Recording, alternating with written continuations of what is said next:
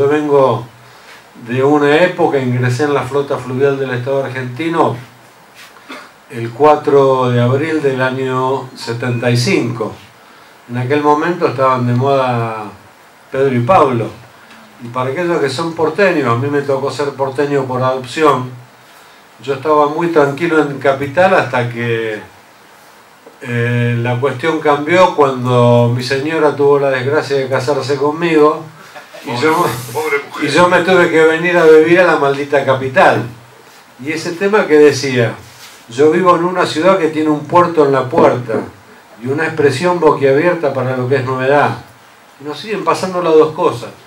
Todavía estamos peleando para tener ese puerto en la puerta, con las licitaciones, con la renovación de las 3 terminales y demás. Y seguimos en una ciudad, como le digo yo, por más que tenga 32 años vivido en Capital, que diría Facundo Cabral, si acá cae la bomba atómica, rebota. ¿Por qué? Porque generalmente parece una ciudad donde casi es de plástico. Las cosas no suenan mucho. Y por eso la marina mercante, y por eso la industria naval, y por eso también los puertos son desconocidos.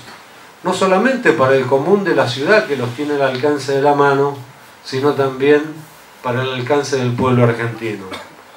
En la década de los 90, para no remitirnos muy atrás, cuando empezó el segundo auge de las privatizaciones, y después brevemente voy a decir por qué, cuando Neustadt convencía a Doña Rosa, y todavía no había Viagra, resulta que el teléfono de Entel no andaba, que Segua se le cortaba la luz, que con las eléctricas, que el gas del Estado aumentaba y no te daba el gas, que obras sanitarias era una porquería. Entonces, a través de aquella caja boba no digitalizada, la vieja televisión, las viejas radios a pila, ya en aquellos momentos, y esto es un acto casi reflexivo que debemos hacer de conjunto, nos empezaron a poner a la ciudadanía, al Juan Pueblo, las cosas por los oídos todo el tiempo. ¿Qué decía aquellos ilustres, trágicos e inhumanos nazis? Miguel para adelante. Repetí una mentira 100 veces que se va a terminar haciendo verdad. Y en los 90 se repitió tanto que el Estado andaba mal, que no servía, que para agrandar la nación había que achicar el Estado, como lo decía Alzogaray. El pueblo se comió la curva. Y se comió la curva, políticamente hablando, de nuestro partido. Yo no suelo mezclar en charlas partidos políticos e ideología con el tema sindical. Pero bueno, en nombre del peronismo en este país se hizo lo mejor y lo peor. Desde Perón y Evita, donde rescatan a la clase trabajadora y la ponen como columna vertebral del crecimiento de la nación, y una nación para todos, y una patria que merezca ser honrada y vivida, en nombre del peronismo, insisto, se hizo lo mejor y lo peor. Lo mejor, podemos hablar de las épocas 45-55, donde ahí tuvimos la primera unidad de la CGT, que si bien nació en el año 30, con aquellos compañeros viejos anarquistas que la mayoría han bajado de los barcos en nuestros puertos, y por eso desde aquella Patagonia rebelde a inicios del siglo pasado hasta los años 30, había que pelear cuando no había leyes. Hoy tenemos leyes, malas, buenas, regulares, tienen estabilidad las comisiones directivas, las seccionales, los delegados, los paritarios, los revisores de cuenta. Tuvimos muchas épocas que teníamos compañeros en la militancia que se acercaban a la organización para tener la estabilidad gremial. Después, discúlpenme, se cagaban en la hostia porque lo que querían tener era una estabilidad. Y yo quiero rescatar aquella lucha donde no había leyes y las compañeras y los compañeros peleaban por tener las primeras leyes. ¿Qué? más allá de la pluma y del pensamiento del compañero Alfredo Palacios, Perón y Evita las transformaron en realidades efectivas, como decimos nosotros. Y más allá de mezclar temas políticos, yo creo que a nivel sindical tenemos el laburo mejor pago. ¿Por qué?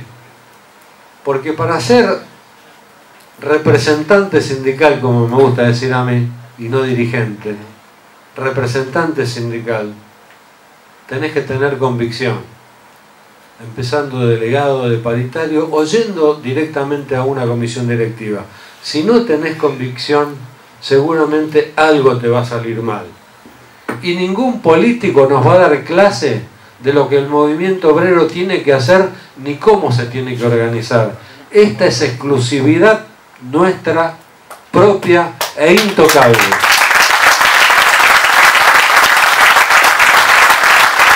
Cada organización se da su dimensión y que nadie nos venga a meter el palo en la rueda. Y cuando la partidocracia, como hablaba Cayo, se mezcla con el interés sindical, porque ustedes ven que pasa en cada elección: vení, jugá conmigo, con aquel, con el otro, vení para acá, para allá. Voy a hablar de Marina Mercante. En Marina Mercante, en cada elección le decimos a los compañeros: hagan política partidaria donde quieran, pero no pongan una bandera de la organización sindical. Tienen plena acción y libertad para hacerlo, porque si llegan a un cargo político, van a tener que responderle al sindicato que les permitió eso. Igualmente nos pasa en la Federación, en la CAT y en la CGT.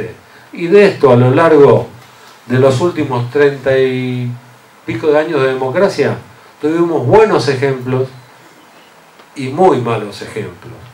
Pero en ese sentido, ¿qué tenemos que hacer también? ¿Y qué venimos haciendo en Marina Mercante?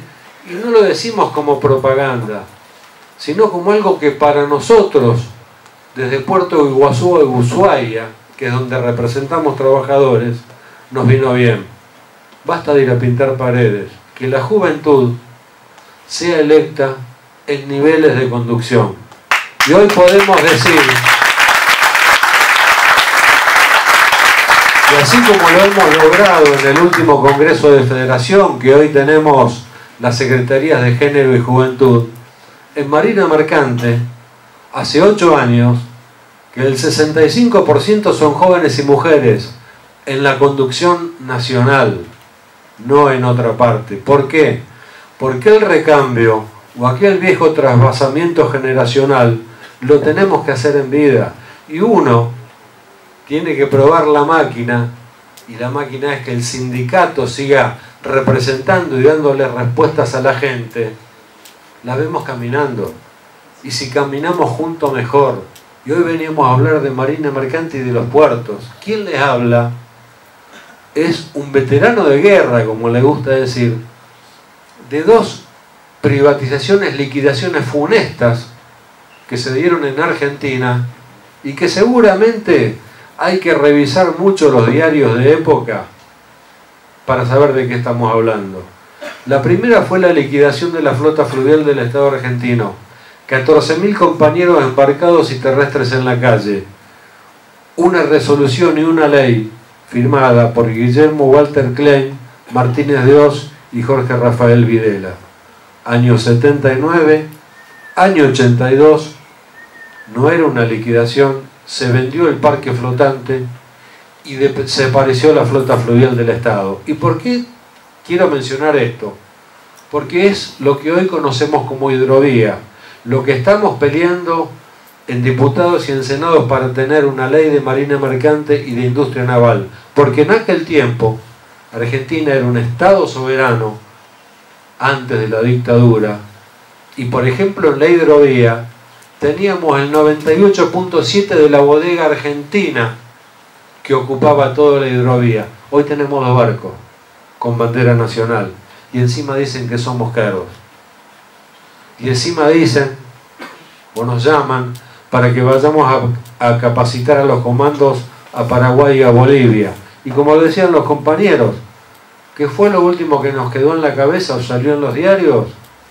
Los compañeros desgraciadamente muertos en los accidentes de hace 2 años, confluencia abajo y en el delta, donde por malas maniobras de comandos de flotas extranjeras murieron trabajadores argentinos. ¿Qué tenía Argentina? El poder del 98% de la hidrovía, que hoy está manejando o va a manejar casi 60 millones de toneladas. Por eso no hay que darle vuelta a lo que tenemos que hacer. Acá ya se hizo. Hay que mirar para atrás y repetir todo lo bueno que hicimos. Y la segunda, que me tocó como veterano de guerra, fue la descuartización de la empresa Líneas Marítimas Argentinas, ELMA, que acá somos varios de aquella gloriosa empresa, con 182 buques de navegación de ultramar y con una reserva de cargas que nos decía que el 50% de nuestra producción tenía que ser movida, traída y llevada por buques de bandera nacional. ¿Y esto qué significaba? Más laburo para todos, para los puertos, para los astilleros, para la marina mercante. Y cuando se toma esta orden, no se tomó ni en el 80 ni en el 90. Desde el consenso de Washington para adelante, y esto sí lo podemos googlear cuando querramos, en los años 70 se decide que Argentina en los 90 y en los 80 tenía que ponerse de rodillas. Cuando el país hundía, el puerto laburaba más que nadie, porque traíamos como hoy de afuera hasta los escarbadientes importados.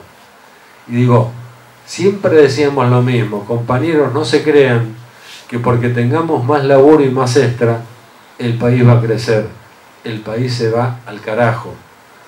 Hoy el tema está más difícil aún. ¿Por qué? Porque el volumen en todos los puertos del país ha caído muchísimo, y más allá de los errores propios, porque también hay que analizar cómo se maneja el mundo. Las grandes navieras han comprado a las pequeñas. ¿Quién decide qué buque va para tal o cual lado? Es la propia naviera que con alianzas monopoliza el envío de cargas. Y hoy podemos tener el mejor puerto en Buenos Aires. No la vamos a creer hasta el día que lleguemos a ese momento. Pero tener un hermoso puerto no quiere decir que ese puerto vaya a laburar. Porque los actores que juegan están a 20.000 kilómetros de acá. Pero nosotros tenemos que ser capaces de decirles a las autoridades que se metan a discutir en todo terreno como nos toca a nosotros. Hacia fines de los 80, con la hiperinflación y cuando vino el menemato, no vinieron más los empresarios a sentarse a un ministerio de trabajo hostil, como fue el de los 90 y como es el actual, que no está a favor de los trabajadores, sino a favor de los grupos económicos. Nos empezamos a ver las caras con contadores, con abogados y con diferentes CEOs. Y ahí tuvimos que empezar a cazar los libros, a saber discutir en una paritaria de economía, de legislación, de un montón de cuestiones que ni siquiera antes ni las habíamos pensado y no las teníamos en cuenta. Por eso es fundamental que no solamente la juventud se incorpore orgánicamente a cada organización, sino que cada organización, y estas organizaciones como la CAT, y celebro este encuentro, que es un tema fundamental, la capacitación profesional y la capacitación sindical. Profesión en la que tenemos cada uno, seamos mercantes, portuarios, ferroviarios, aéreos, navales, camioneros, colectiveros, etcétera, etcétera. Ahí irá toda nuestra capacitación, todo lo que tenemos que saber en higiene y seguridad, todo lo que tenemos que saber por actividad, pero después viene la otra, que los cuerpos orgánicos, más allá del convenio colectivo de trabajo, tienen o tenemos la obligación de estudiar un montón de cosas más. ¿Para qué? Para defender a nuestros representados, para hacer lo que tengamos que hacer. Y yo creo, como lo decía Roberto y lo dijo el Vasco, unidos, básicamente unidos. Acá cuando se privatizó el puerto de Buenos Aires, imagínense lo que eran los puertos del interior. Prácticamente se aniquilaron en todo el río Paraná y el río Paraguay. Y en la Patagonia quedaron desiertos. ¿Qué me hacía acordar? A ramal que para, a ramal que cierra. ¿Cuántos pueblos de nuestro interior han muerto por la pérdida del ferrocarril? ¿Cuánto hemos perdido como Argentina? Nos pasa en los puertos, nos pasa en la marina mercante cuando los buques no tienen puertos a donde llegar, nos pasa en el ferrocarril porque terminamos siendo desclasados dentro de nuestro propio país. Luchemos por todo eso, por la integración, por la unidad, por la juventud y fuerza, compañeros. Muchas gracias.